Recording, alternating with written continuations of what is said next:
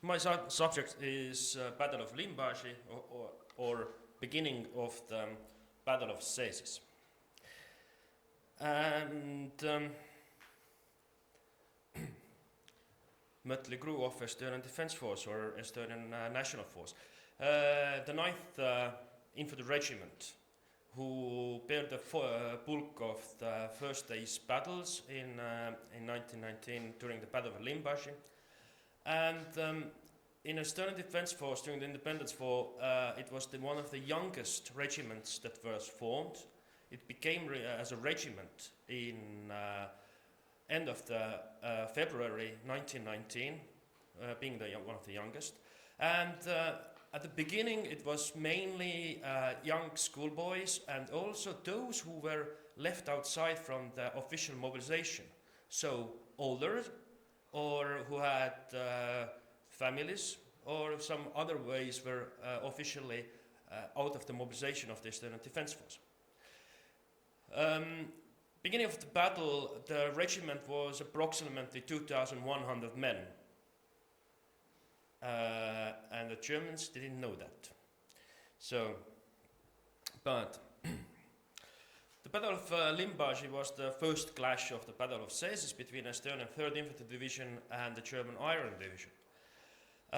In historical literature of Estonian War of Independence, the Battle of Limbaži is regarded as the beginning, and thanks to that it has also a clumsy name, at least in Estonia.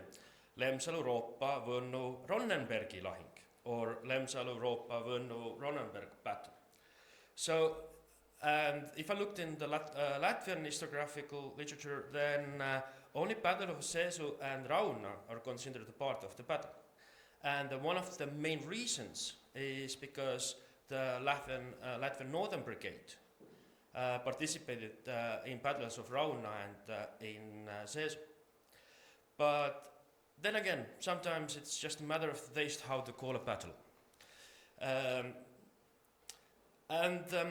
As I have mentioned, and also my director mentioned in his presentation, that in Estonian national romanticism era in 1930s, it was considered the first victory over the Germans since the Crusades in the Baltic since the 13th century.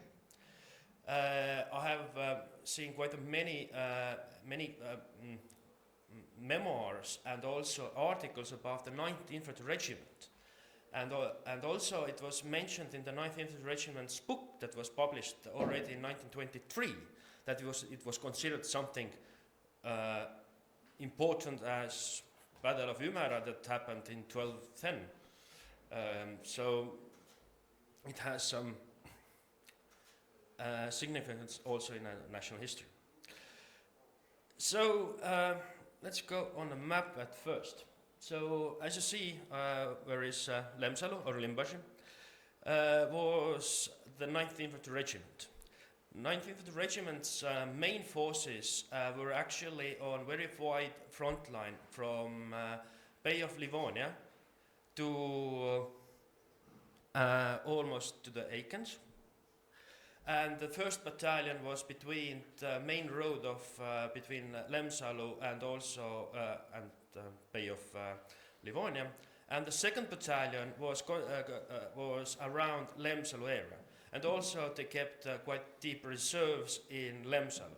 It's quite typical how Estonian army was deployed during Independence War. Battalions were put on a very wide front line, guarding only the most important significant places like higher points or manor houses, which are usually on the top of the hill. And also, and this is basically from day one of Estonian Independence War, and because General Laidoner said it, keep reserves. And in case of Battle of Lemsalu, keeping the reserves to the final moment. I'm speaking about the 6th Infantry Company that was stationed in Lemsalu, or Limbaži, who actually succeeded defeating the Blankenberg unit. So as one presenter before mentioned about intelligence, that is also, it has been a surprise even for me. The lack of intelligence work by the Germans. And if you read Estonian battle reports from that time period, especially before the Battle of Cēsis, there are constantly reports of German planes flying over us, and the Estonian High Command was very scared of that because we didn't have any countermeasures for that. We don't have the Air Force for that.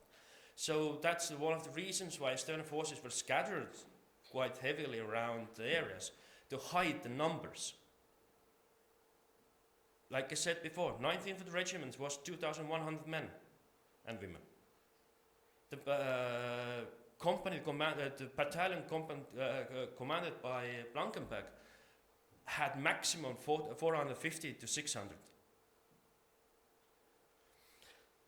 So the first collision happened near the Limbaži on the bottom. And there was the 9th Infantry Regiment's Rekka platoon commander with also Latvian commandant commando, which was actually schoolboys from Limbaži. And they stayed with Rekka platoon until end of the engagements in Limbaži. So in first engagement in Limbaži, the battalion the Rekka platoon actually managed to keep off the German forces about half a day.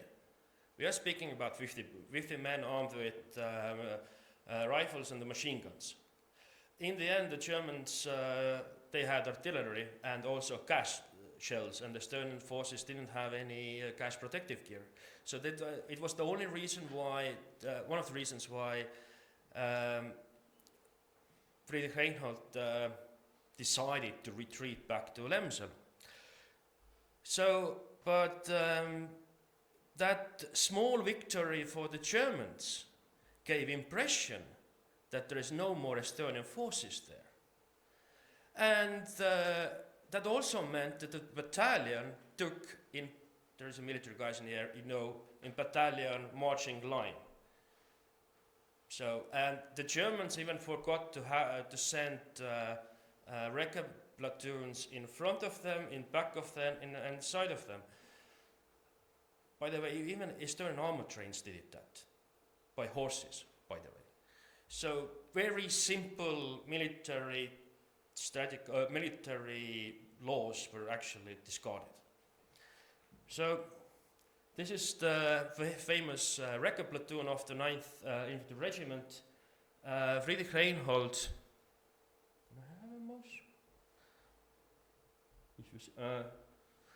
The guy itself is over here.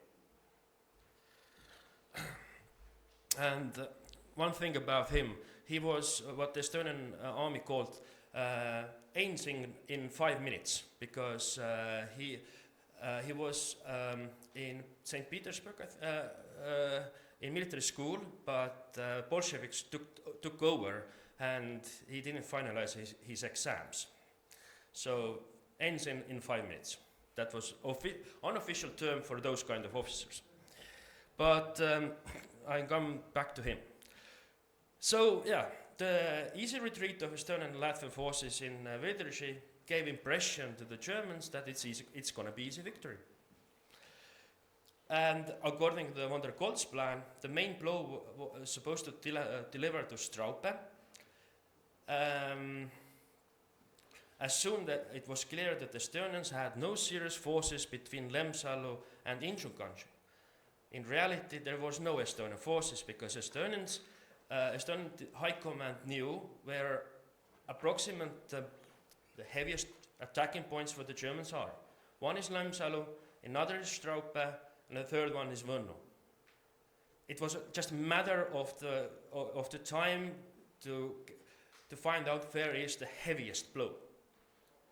And in case of Iron Division, after the Battle of Lemsalu, they went towards the Straupe, and they didn't know that they are attacking the full force of 6th Infantry Regiment. At that point, there was 2 battalions. So yeah, lack of intelligence. like serious lack of intelligence.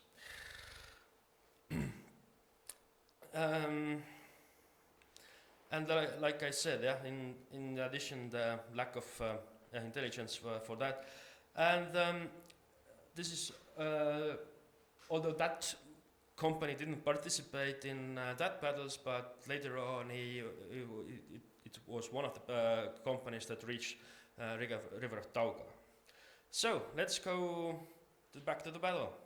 So Major von Kleist, who was commander of the theater at that point from the German sides, convinced the scarcity of Estonian right wing and gave the flank defense commander, Captain von Blankenburg, who actually wasn't under his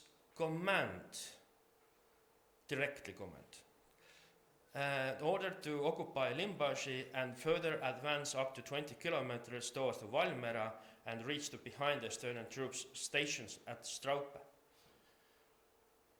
He had to go through one battalion to do that. And if it had succeeded, then yeah, a whole defense of Estonian lines in Battle of Võnnu would actually collapse. But both sides, well, at least one side didn't know what they are doing. So, and a little bit it made, for the Estonians, it made difficult. Map is better.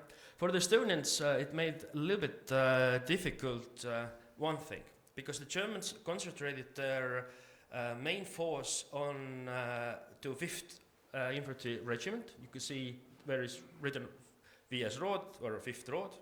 So the main force went there.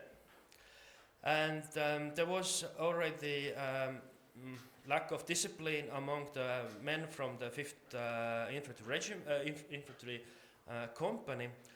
But on very precise moment, Captain Laurits, who was commander of the 2nd Battalion with Captain Johannes Schmidt, came there and gave insurance to the guys, just hold on for a little bit.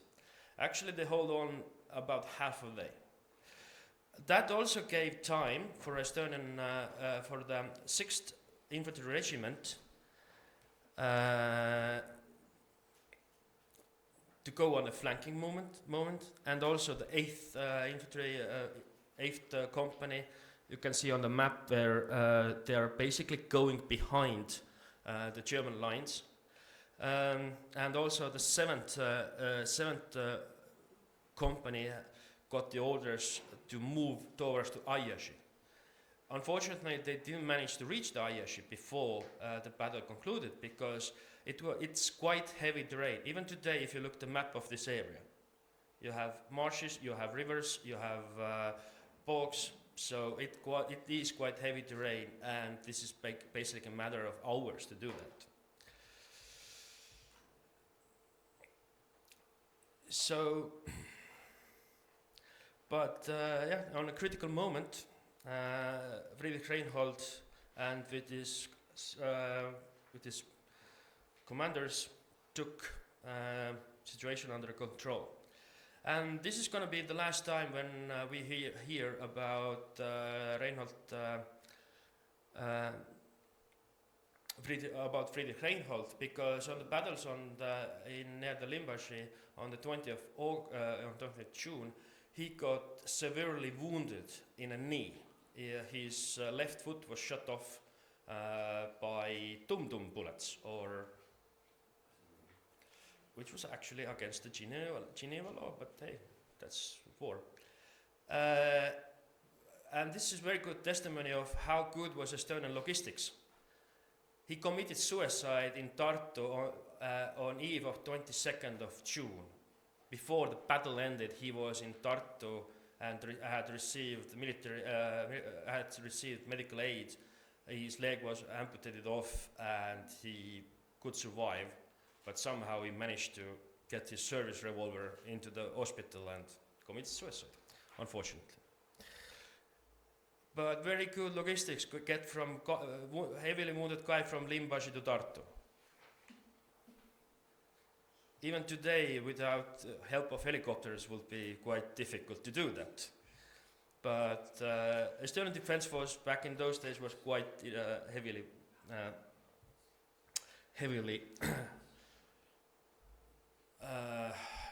put efforts on logistics. So the valuable time that the 5th company held in before the Lemsalu gave enough time for the rest of the battalion units to get close enough. For example, the 6th company got so close, there were about 40 bases, so about 30 meters from the German lines, by using Sunset and Field of Rye, and using terrain. And by that, the 8th company managed to actually cut off the retreating line. The German losses were high. They left about 19 deaths on the battlefields, plus wounded. Official data, how many men Germans lost, is quite vague. And also number of how many POWs were taken is also quite vague. But in essence, it's a quite typical way of how Estonian forces conducted battles during the Independence War. There are many examples where Estonians deliberately leave the center of front line weaker. And also in time of need, just give the weaker center point or weaker flank point a little bit extra forces, and with other units, deep maneuvers behind the enemy lines or through the heavy terrain, pop up there where your enemy doesn't accept that or waits that. So, and according to the documents or the reports of POWs that the Estonians captured from the Russian side, also Soviet Russian side, they also point out that quite often Estonians are coming from a whole another direction, and with low and minimal casualties, usually battles are won. There is one example in Estonian history when that basic ground rule wasn't used, and we called still it Battle of Paju.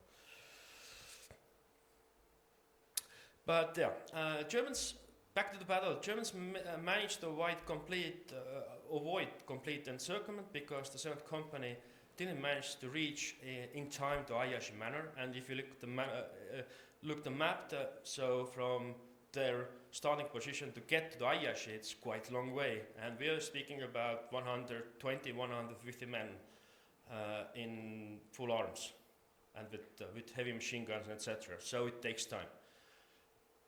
After hearing Blankenburg's failure, Guderian, who was in the headquarters of the Iron Division, sent reinforcements to Ischgl, but they also arrived too late. But there is another thing. Those troops stayed in Ischgl, not in Battle of Cēsis, in Cēsis. So that battle has a quite significant effect on how the battle involved into the end, like on the end of the 22nd of June. About both sides. Both sides were numerically about equal strength. But in case of Estonian Defence Force, and this was true during the Independence War, Estonian officers managed, when even the panic started among the ranks, Estonian officers numerous times managed to get men back in the front lines, not by using violence. We have to remember, quite a lot of Estonian officers who were company commanders or platoon or battalion commanders were ex-school teachers. And bulk of their forces are men between 18 and 25. So they knew how to deal with youngsters. And also to give good words, let's do that, And also another point of it, Captain Schmidt, who later on recalled that battle plan, he named it foolhardy and risky, but it was calculated attack. And all those deads left by enemy on the field were later buried by the residents of Limbaži, who were waiting for the Germans to arrive. And if you read history of Landersvä, then Estonian resistance under Limbaži is called unexpectedly strong. But one thing we have to keep in mind, before June, and let's discard the first battles beginning of the June near the Amata Bridge and couple of small engagements on the 13th of June and 17th of June. Before that, Baltic Landeswehr and also Iron Division fought against the Red Army, who was another kind of enemy and quite well defeatable if you had means and also knowledge of the terrain and how to use your numerical advantages or disadvantages in many cases of Estonians. But the main thing about, and if you look the whole how the Battle of Cēsis involved, the lack of, again, I'd like to emphasize, lack of intelligence work, and also the major mistake was underestimating Estonian and also Latvian forces. Because they thought that this is another Red Army. And this was also one way how the German officers, both from the Iron Division and in Baltic Landeswehr, spoke with their men. You are going against the communists. You are going against the Reds. Yeah, those are the same guys that you fought in banks of Daugava a month ago when you liberated Riga. Those are like those guys. Not Estonians who have like 700 years long of grudge against the Baltic Germans and everything against the Germans. 20 years later, different history changes. And